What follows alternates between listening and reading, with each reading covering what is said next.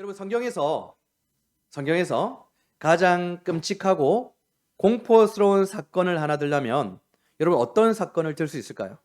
어떤 사건? 어떤 사건이 기억에 떠오르십니까? 끔찍하고 공포스러운 사건. 저는 개인적으로 노아의 홍수 사건이에요. 여러분 보통 노아의 홍수를 떠올리면 40일을 밤낮으로 마치 하늘에 구멍이 뚫린 듯이 비가 쏟아져 내리고 그래서 땅이 갈라지고 집채만한 물보라가 솟아칠 때 그때가 가장 무섭고 두려웠을 것이다 라는 생각을 하게 되죠. 그런데 제가 이 사건을 가만히 묵상해 보니까 여러분 정말 두려운 것은 비가 내리고 난 이후의 사건이었더라고요. 여러분 비가 멈췄습니다. 하늘이 맑게 개었겠죠. 그리고 150일 장장 5개월이란 시간 동안 방주 안에 있었던 노아와 그의 가족들은 물 위를 떠돌며 다니고 있었습니다. 그런데 그 150일 동안 세상을 심판한 이후 그 150일 동안 하나님은 노아에게 이제 됐다, 수고했다, 비가 그쳤으니 조금만 더 기다려봐 이런 말씀이나 어떠한 언질도 하지 않았다라는 거예요. 세상의 모든 생명이 다 죽어버렸습니다. 희망이 없는 상태이죠. 그런데 방주 안에 노아와 그의 가족들이 남아있습니다. 여러분 그 방주가 어떻게 생겼습니까? 마치 거대한 관처럼 생겼잖아요. 어디로 떠다니는지 모른 채 거대한 관에 갇혀 정처 없이 떠돌고 있었던 거예요. 비는 분명히 그쳤는데 폭풍은 지나간 것 같은데 왜 하나님은 아무런 말씀도 하지 않으셨을까? 여러분 하루 이틀이 아닙니다. 5개월이죠. 모든 생명을 다 심판하셨습니다. 이게 노아에게 있어서 엄청난 공포가 아니었을까요? 하나님께서 나를 잊으셨다라는 공포, 하늘조차 내 존재를 외면했다라는 그 고립감이 노아의 숨통을 조였던 진짜 공포와 두려움이라고 저는 생각합니다. 이렇게 방주 안에서 잊혀짐에 대한 두려움을 가졌을 그 노아의 이야기, 이 이야기는요 수천 년 전의 이야기가 아니라 오늘날 이 현대를 살아가는 저와 여러분들의 이야기일 수가 있습니다. 불과 이틀 전이었어요. 방주 안에 갇혀서 잊혀짐의 공포에 떨었던 노아처럼 오늘날 똑같은 두려움의 방주에 갇혀버린 한 남자의 기사를 제가 읽게 되었습니다. 10년 넘게 한국의 좁고 외진 그 원룸에 살면서 미국에 있는 아내와 딸에게 지금까지 무려 8억 원이나 되는 그 어마어마한 돈을 송금한 50대 기러기 아빠에 대한 사연이었어요. 이분은 늦은 밤까지 일하고 늦게 퇴근하겠죠. 그리고 차갑고 어두운 그 방에 불을 켜고 컵라면으로 끼니를 때운 적이 하루 이틀이 아니었습니다. 몸이 아파도 외로워도 오직 내 자식이 낯선 땅에서 기죽지 않고 번듯하게 교육받고 그 아이가 바라는 그 대학에 들어가는 것, 그리하여 중요한 미래를 잘 살아가는 것, 이거 하나로 그 아픔과 고통과 외로움을 이겨냈던 거예요. 내 몸이 부서지고 내 청춘이 다 달아 없어진다 하더라도 언젠가 딸이 원하는 대학에 들어가고 직장에 들어가게 된다면 우리 가족이 다 같은 식사 테이블에 앉아서 도란도란 웃으면서 식사하며 지금의 시간을 역전시켜 주시는 놀라운 은혜, 그 시간이 행복이 있을 것이다, 이 생각으로 그 가장은 버텼던 거예요. 그리고 마침내 그토록 고대하던 날이 되었습니다. 딸이 당당하게 자신이 원하는 미국 대학에 합격한 거예요. 기쁜 마음으로 아내에게 전화 걸었겠죠. 그리고는 이제 말했습니다. 이제 돌아오라고. 자신도 힘들었고 지금까지 너무 외로웠고 이제는 같이 살자고. 그런데 아내의 대답이 너무 차갑고 잔인했어요. 아니, 퇴직할 때까지 열심히 일하고 지금처럼 돈을 벌어서 우리에게 보내달라는 것이었습니다. 그런데 아내의 인스타 같은 사진을 보면 골프 치러 다니고 이런 행복한 사진들만 계속 올라오는 거예요. 자신은 골목 외진 원룸에서 살아가는데 컵라면 먹으면서 끼니를 때우고 있는데 그렇게 행복한 시간들을 보내면서 또 설상가상으로 미국에 집까지 샀더라고요. 오랜만에 화상전화로 마주한 딸은 아빠를 낯설어하고 힘들어하는 거예요. 결국 이 아빠가 어떤 생각을 하게 되었습니까? 자신이 가족에게 사랑받는 남편이나 아버지가 아니라 그저 돈 벌어오는 기계에 불과하다라는 것. 그 허탈감 속에서 이혼을 결심하게 되었던 거예요. 여러분, 이 기러기 아빠의 숨통을 조여오는 가장 무섭고 두려운 공포가 무엇인지 아시겠습니까? 아내와 딸의 마음속에 나라는 인격 자체가 완전히 지워졌다라는 거예요. 잊혀졌다라는 거예요. 그저 학비와 생활비를 떼어주는 경제적인 기능으로서만 이용을 당했다라는 그 끔찍한 진실. 나의 쓸모와 나의 단물이 닿으면 언제든지 쓰레기처럼 버려지고 잊혀질 것이라는 그 사실이 이 기러기 아빠를 무너뜨렸던 것이죠. 여러분, 진짜 두려운 것이 무엇입니까? 통장의 잔고가 다 떨어지는 것요? 육신의 몹쓸 병에 걸려서 알아 눕는 것? 내 자식이 남들보다 뒤처지는 것일까요? 여러분, 그것은 표면적인 것뿐이에요. 우리 인간의 밑바닥 심리에 꽈리를 틀고 있는 가장 무섭고 두려운 공포, 그건 바로 잊혀짐이라는 것입니다. 내가 젊음을 다해 이 회사를 위해서 피땀을 흘려 일했는데, 내 청춘을 다 갈아놓고 내 모든 꿈을 포기하면서 가정을 위해서 희생했는데, 어느 날 내 필요가 더 이상 없다라고 생각되어져서, 내 쓸모가 다했다라고 생각되어져서, 나에게 더 이상 단물을 빨아먹을 수 없다라고 해서 쓸모없는 소모품 취급을 받는 것, 뒷방 늙은이 취급을 받는 것, 이 무시무시한 두려움이 진짜 우리의 숨통을 조이고 있는 이유일 수 있는 것입니다. 여러분, 오늘 말씀에서도 이러한 잊혀짐의 공포를 겪고 있는 한 사람이 등장하죠. 누구입니까? 바로 요셉이에요. 요셉. 여러분, 그는 아무 잘못도 하지 않았어요. 오히려 유혹을 뿌리치고 하나님 앞에서 정결하게 살려고 최선을 다한 사람입니다. 그러다가 하루아침에 모든 것을 다 잃었죠. 모든 사람이 그를 잊었습니다. 철저하게 유혹만 당하고 쓰레기처럼 버려졌어요. 그리고는 애굽의 친위대장 보디발의 집에 있는 지하 감옥, 그 어둠 속에서 웅크리고 앉아있는 남자가 바로 요셉이었어요. 여러분, 요셉은 오늘 40장을 쭉 읽어보면 요셉이 그 어떤 괴로운 모습도 나타나지 않지만 그가 감옥에서 어떤 생각을 했을까요? 하나님이 나를 잊으셨는가? 나를 버리셨는가? 나를 외면하셨는가? 나는 도대체 앞으로 어떻게 살아야 되는가? 이런 질문을 안고 끙끙 앓고 떨고 있었던 사람이었어요. 여러분, 시편 고백을 보시면요, 당시 요셉의 상태에 대해서 혼이 나간 상태라고 얘기하고 있어요. 미칠 듯한 괴로움 속에서 정신을 잃고 있었던 상태가 바로 요셉이 이 감옥에 들어가 있던 상태였어요. 더 이상 내려갈 곳이 없는 인생의 가장 큰 밑바닥에서 마치 미친 사람처럼 울부짖고 있는 이 요셉. 과연 하나님은 도대체 어떤 일 때문에 요셉을 이렇게까지나 대하실까요? 여러분, 우리는 요셉이 형제들에게 의해서 노예로 팔린 그 순간부터 오늘 40장에 이르기까지 그는 계속해서 밑바닥으로 더 밑바닥으로 더 밑바닥으로 추락하고 있는 모습을 보게 되죠.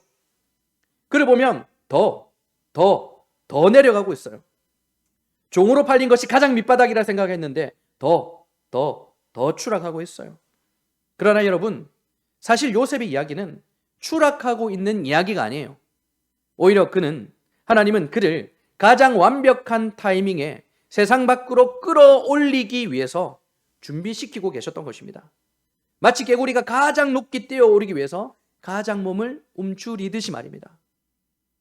여러분, 오늘 요셉이 갇혀있는 이곳이 어디죠? 평범한 구치소가 아니에요. 창세기 39장 20절을 보시면 요셉을 왕의 제수를 가두는 곳에 가뒀다라고 하죠. 친위대장 보디발의 지하집 감옥, 그곳은 고위 정치범들을 가두는 국가 1급 통제 시설이었던 셈이었던 거예요. 그런데 그 어느 날 그 최고위급 감옥에 애굽왕 바로의 최측근이었던 술을 맡았던 관원장, 떡을 맡았던 관원장, 그러니까 장관이에요. 장관. 이 장관들이 제수로 들어오게 되는 거예요. 이들은 왕의 곁에 있었던 실세 중에 실세였어요. 그런데 4절을 보십시오. 보디발이 이 두 관원장이 감옥으로 오게 되자 요셉을 불러서 수종 들라고 시켰던 거예요. 여러분, 왕의 제수를 가두는 감옥이었어요. 그리고 그들은 죄를 지었다라고 분명히 성경이 명시하고 있잖아요. 그럼에도 불구하고 이들의 건세가 얼마나 대단했던 건지 감옥에 들어와 있는 이들에게도 수종 들라라고 명령하고 있는 거예요. 함부로 할 수 없는 사람들이었다라는 것이죠. 그런데 이들이 하룻밤 만에 이상한 꿈을 꾸게 되죠. 감옥이라서 해몽가를 찾을 수 없어서 두 간원장은 얼굴이 하얗게 질려 있었습니다. 6절입니다. 아침에 요셉이 들어가 보니 그들에게 근심의 빛이 있는지라. 아멘. 여러분, 고대 이집트인들에게 꿈이라는 것은요, 단순히 심리적 현상이나 개꿈 이런 식의 취급이 아니었습니다. 그들에게 꿈이라는 것은 어떻게 믿어졌냐면 신이나 사후 세계에서 보내는 강력한 경고이거나 운명의 메시지로 그들은 꿈을 받아들이고 있었어요. 특히 왕의 최측근이었던 이들은 감옥에서 꿈을 꾸었지 않습니까? 바로 왕에게 죄를 짓고 지금 감옥에서 꿈을 꿨어요. 신들이 어떤 계시를 줬습니다. 내일 당장 자신의 목숨이 어떻게 될지 모르는 상황에서 운명을 알 수 있는, 앞으로 어떻게 될 수 있는 강력한 경고인 그 꿈을 꾸게 되었는데, 그 꿈을 해석할 수 없어서 이들의 두려움은 더욱더 최고치로 올라갔던 것이죠. 이집트에서는요, 당시 궁정에서는요, 이런 신들의 메시지를 전문적으로 해석해주는 지혜자, 주술자, 제사관, 이런 사람들이 항시 대기하고 있었어요. 그리고 방대한 해몽 백과사전도 있었다고 합니다.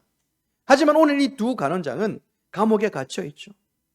그들의 믿음에 따르면 신이 지금 엄청난 운명의 메시지를 주셨는데 그것을 풀이해 줄 전문가가 없으니 답답하고 미치겠는 거예요. 그리고 바로 이때 요셉이 그들에게 묻습니다. 7절, 요셉이 그 주인의 집에 자기와 함께 갇힌 바로의 신하들에게 묻되 어찌하여 오늘 당신들의 얼굴에 근심의 빛이 있나이까? 요셉이 수종 들던 요셉이 물어봤죠. 그들은 한탄하듯 자신의 상황에 대해서 얘기했습니다. 이때 요셉이 어떻게 말합니까? 해석은 하나님께 있지 아니하나이까? 여러분, 요셉의 이 선언이 얼마나 대단한 것인지 여러분들이 아셔야 돼요. 우상이 지배하던 제국의 심장부에서 너희들의 신이 아니라, 너희들이 믿고 있는 그 신이 아니라 내가 믿는 하나님만이 진정한 통치자다, 이것을 선언하는 것과 마찬가지거든요. 결국 요셉은 하나님의 뜻에 따라 그들이 꾸었던 꿈을 완벽하게 해석해 줍니다. 그 꿈의 내용이 무엇인지는 오늘 다루지 않을 거예요. 그게 중요하지 않기 때문에. 여러분, 요셉이 꿈을 해몽한 대로 곧 그들은 풀려나게 되죠. 한 명은 죽게 되고. 그런데 이제 곧 풀려나게 될 술 맡은 간원장에게 중요합니다. 요셉이 한 가지 부탁을 하게 돼요. 어떤 부탁입니까? 나를 생각하고 나를 건져주소서. 이렇게 꿈을 해몽해 준 나를 생각해 주시고 나는 지금 여기에 아무런 죄 없이 갇혀오게 되었으니 나를 좀 건져주십시오. 여러분, 요셉은요 3일 뒤에 자신이 해몽해 준 대로 하나님의 뜻대로 반드시 이것이 이루어질 것을 100% 확신하고 있었습니다. 그래서 나를 생각하고 나를 건져달라고 당당하게 말할 수 있었던 거예요. 자, 그런데 여러분, 지금부터가 문제인 거예요. 지금부터가. 하나님의 시계가 요셉의 시계와 다르게 흘러갔다라는 것입니다. 우리 마지막 23절을 볼까요? 술 맡은 간원장이 요셉을 기억하지 못하고 그를 잊었더라. 요셉을 잊어버렸대요. 여러분, 요셉이 간원장에게 한 가지 부탁을 했을 때 그 응답의 타이밍은 언제였을까요? 바로 지금 당장이었어요. 지금 당장. 그런데 여러분, 만약 간원장이 그 은혜를 기억해서 요셉을 곧바로 감옥에서 풀어줬다면 어떻게 되었을까요? 어떻게 되었을까요? 10중 8구 요셉은 이 지긋지긋한 애굽을 떠나서 자신을 그토록 사랑해줬던 아버지가 있는 가나안 땅으로 곧바로 돌아가 버렸을 거예요. 그렇게 되면 훗날 온 세상을 덮칠 7년의 대기근에서 이스라엘 민족들과 세상을 구원할 애굽의 총리는 될 수 없었겠죠. 그죠?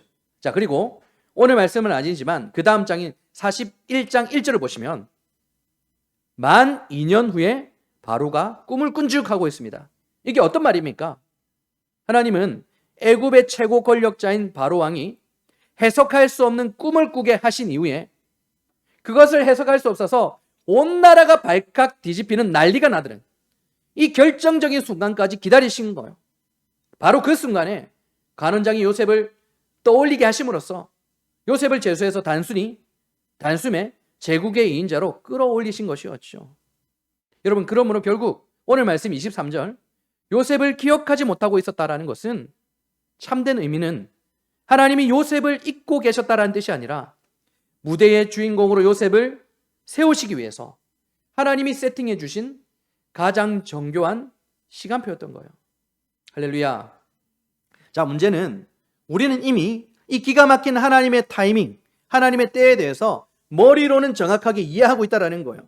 하지만 막상 내 삶에 기도 응답이 한없이 지연되고 있다면 우리는 종종 어떻게 생각을 합니까?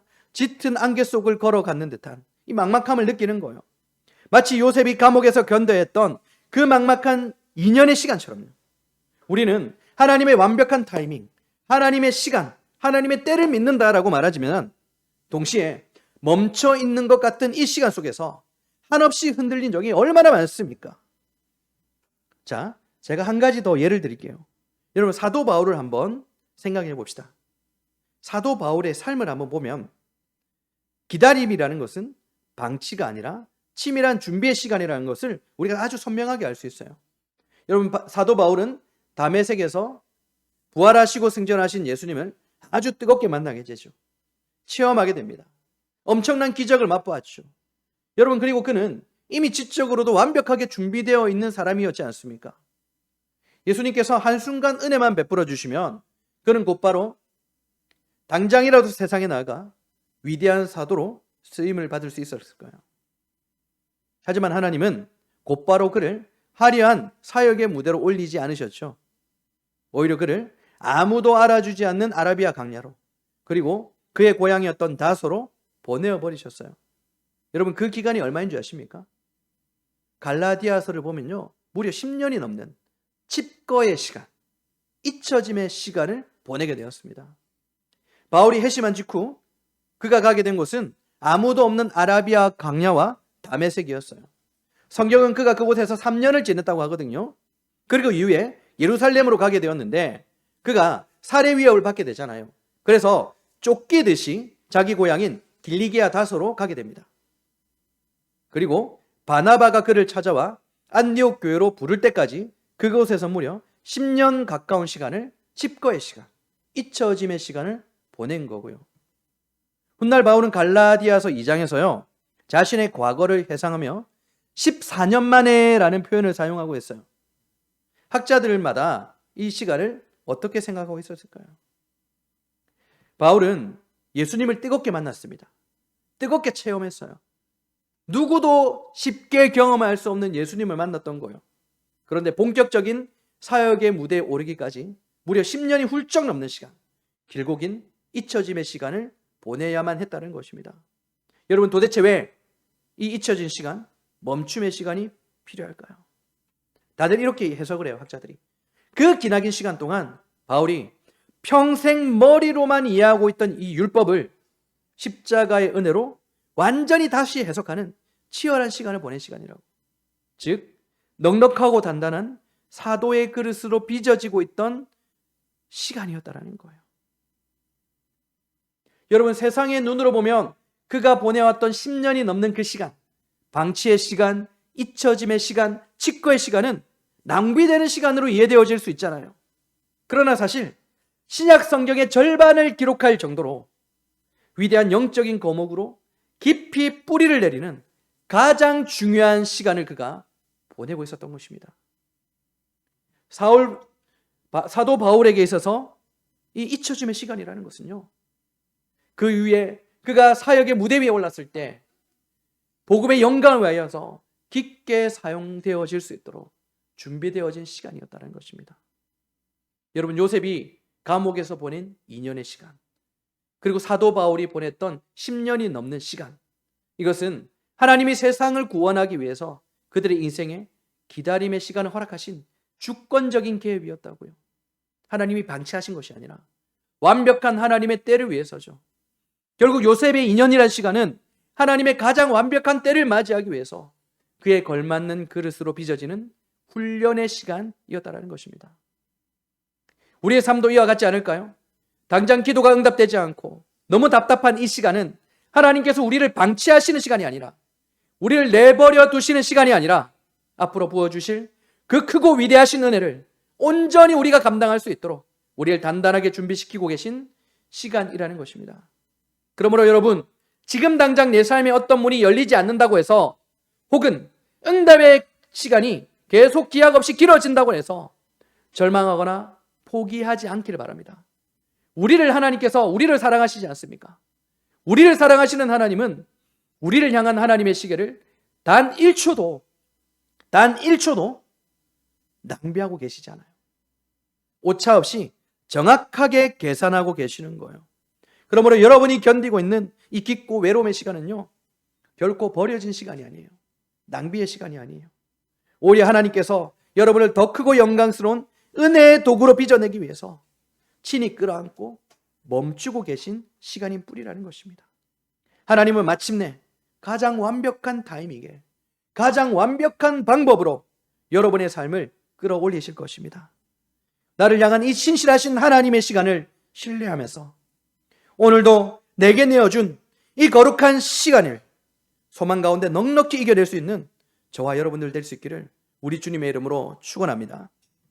자, 그렇다면 여러분, 이제 우리는 하나님의 완벽한 때를 기다리는 게 왜 필요한지를 알게 되었죠. 깨닫게 되었죠. 그런데 그 기다림의 때, 그 시간이 필요하다, 나를 빚어가고 있는 시간이다라는 것을 알고 있으면서도 이 기다림의 현실 속에서 우리들은 어떻게 반응하고 있을까요? 참담하게도 우리는 그 지연된 시간을 기다리지 못하고 있어요. 나를 살려주신 십자가의 은혜조차 까맣게 잊어버리는 술 맡은 관원장 같은 모습으로 살아가고 있더라는 것입니다. 여러분, 오늘 술 맡은 관원장이 요셉을 잊어버렸더라라고 하고 있죠. 이것은 그가 단순히 기억력이 나빠서가 아니에요. 여기에는 영적인 원리가 숨겨져 있어요. 관원장이 갇혀있던 곳은 어디라고요? 왕의 제수를 가둔 곳이었어요. 그는 억울하게 누명을 쓰고 그곳에 갇힌 것이 아니라 죄를 지어서 그곳에 갇혔어요. 그래서 그에게 감옥이란 죽음의 공포가 있는 곳이었죠. 당장 내일 목숨이 어떻게 될지 모르는 그 절박한 환경 속에서 생명을 살려줄 요셉은 그에게 절대적으로 필요한 구원자였지 않습니까?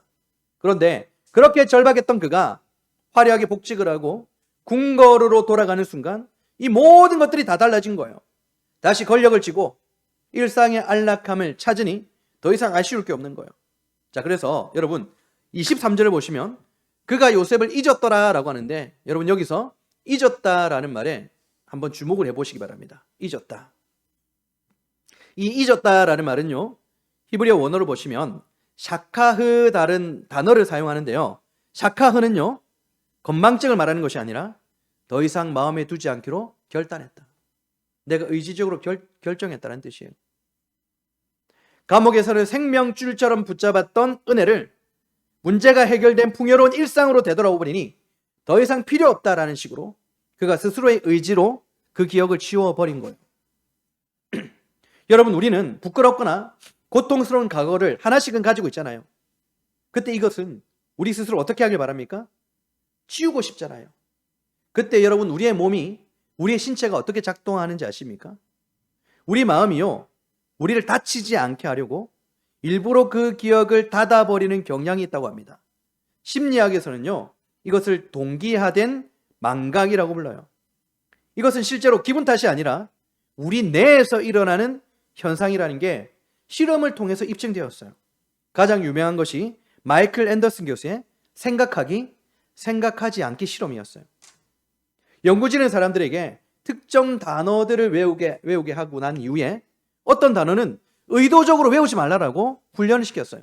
그리고는 그들의 뇌를 스캔해 보았는데요, 놀라운 결과가 나왔습니다. 사람이 의도적으로 불편한 기억을 억누르고 있을 때 뇌 전체에 명령하는 통제기관인 전전두엽에서는 강력한 활성화가 일어난대요. 그리고는 기억의 창고가 되는, 기억을 담당하는 해마의 활동을 줄여버린다는 것입니다.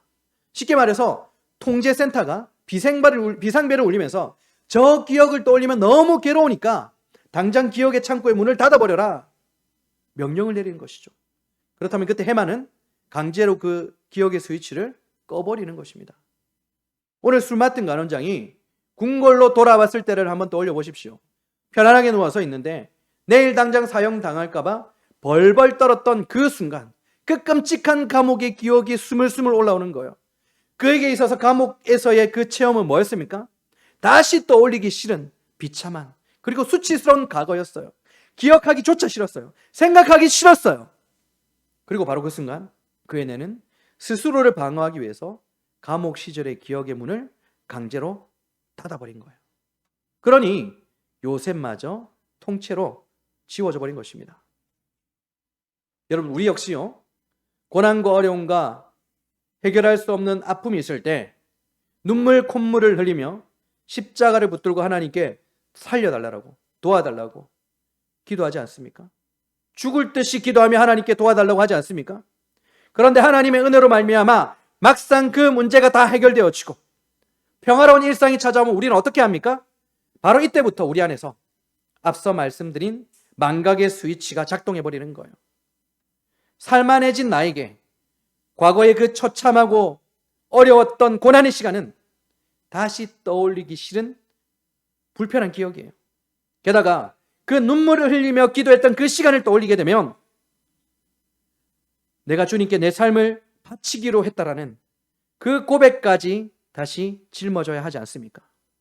지금 당장 나는 지금 내 방식대로 편안하게 즐기며 살아가고 있는데 그 십자가의 은혜를 자꾸 기억해내면 희생해야 되고 손해볼 것 같은 그런 마음이 드는 거예요. 결국 우리는 술 맡은 관원장처럼 요셉을 그가 지워버렸듯이 나를 살려주신 주님의 은혜를 지워버리는 거예요. 건망증이 아니라 나의 편안함을 유지하기 위해서 십자가의 은혜를 철저하게 잊어버리는 우리의 그 무서운 죄성이 오늘날 저와 여러분들의 모습이 아닐까요? 여러분, 결국 우리는 지금까지 말씀을 살펴서 하나님이 나를 잊었나? 이게 아니라는 것을 깨달았죠. 결국 누가 누구를 잊은 것입니까? 우리가 하나님을 잊은 거예요. 우리는 십자가의 은혜를 기억의 창고 속에 가둬둔 채 그저 내 삶이 편안해지고 나아지기를 바라고만 있는 것이죠. 기독교의 본질이 무엇입니까? 죽음과 희생과 손해인데 그 모든 것들은 다 쉬어버리고 내가 바라는 것들만 주시는 자판기 하나님만 원하고 있는 거예요. 말씀을 정리하도록 하겠습니다. 여러분, 혹시 전 세계적으로 사랑을 받았던 코코라는 애니메이션 영화를 보신 적이 있습니까? 이 영화에는 독특한 설정이 한 가지가 있는데요. 그것은 바로 사후세계에 대한 설정이었습니다. 영화는 사람이 육신의 숨을 거두는 것이 죽음이 아니라 그보다 훨씬 더 무서운 진짜 죽음이 있다라는 설정을 해놓았는데요. 그 진짜 죽음이 무엇이냐면 바로 이승에 살아있는 모든 사람들의 기억 속에서 나라는 존재가 완벽하게 잊혀지는 그 순간을 말하고 있는 거예요. 이 세상에 누구도 나를 단 한 번도 떠올려주지 않을 때 사후세계에 머물러 있던 영혼이 금빛 가루가 되어 영원히 소멸해버리는 것. 영화는 이 잊혀짐을 최종적인 죽음이라고 부르고 있습니다. 오늘 제가 서두에 말씀드렸던 그 기러기 아빠가 느꼈던 숨막히는 공포, 그리고 매일 팍팍한 일생을 살아가며 우리가 속으로 삼키고 있는 그 두려움, 바로 이것이 아닐까요? 그러나 하나님은 결코 우리를 잊고 있지 않습니다. 우리가 하나님을 잊고 있을 뿐이죠. 영화 코코에 대한 내용대로라면 우리가 날마다 하나님을 잊어서, 주님을 잊어서 주님을 사망의 자리로, 십자가에 못 박는 자리로 매일같이 내몰고 있다는 것입니다. 여러분, 영화 코코에 유명한 주제가가 있어요. 제목이 Remember Me입니다. 나를 기억해줘. 여러분, 주님을 기억하시기 바랍니다. 숨 쉬듯이 주님을 기억하시기 바랍니다. 사랑하는 여러분, 세상은 우리의 쓸모를 통해서 가치를 매기고 기억하기도 하고 잊어버리기도 하죠. 그러나 세상에서 이 잊혀짐 때문에 우리가 얼마나 절망에 빠집니까? 왜냐하면 우리의 쓸모가 다했다라는 나의 존재에 대한 서글픔과 비참함을 느끼기 때문이죠. 그러나 우리가 이것에 대한, 이 문제에 대한 아무런 걱정을 할 필요가 없는 이유가 무엇입니까? 창조주 하나님은 이미 우리를 향해서 내가 너를 영원히 기억한다고 선언하셨기 때문이 아닙니까? 그게 바로 십자가예요. 그러므로 여러분, 십자가에 여러분의 이름이 새겨졌음을 뜨겁게 품으시기 바랍니다. 그리고 이제 누가 알아주지 않아도, 누가 쳐다봐 주지 않아도, 아무도 보지 않는 곳에서 하나님의 사람으로 아름다움을 남기시기 바랍니다. 세상은 쓸모가 없으면 우리를 지우겠지만 십자가는 우리의 존재 자체를 영원히 기억하십니다. 하나님 한 분만이 나를 완벽하게 아신다는 그 내면의 거룩한 자유를 누리면서 오늘도 내게 주어진 삶의 자리를 숨쉬듯 우리 주님을 기억하며 소망 가운데 넉넉하게 이길 수 있는 저와 여러분들이 될 수 있기를 우리 주님의 이름으로 축원합니다. 우리 함께 찬양하고 기도하는 시간 가집시다.